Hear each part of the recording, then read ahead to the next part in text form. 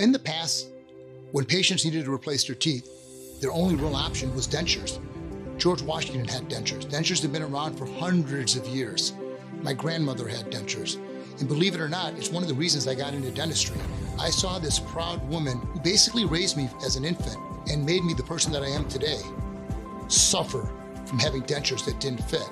Nobody wants dentures. Today, with the all-on-4 procedure, we're able to utilize science, engineering concepts, and technology and give our patients a brand new functional smile with teeth that are locked in their mouth, all in one 2 to 3 hour appointment. So in our office, we have all the latest technology. We've got a 3D milling unit.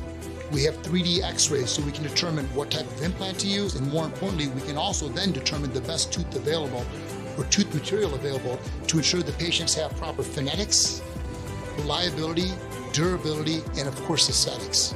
If you want to learn more about dental implants, call our office. Schedule a complimentary consultation or x-ray.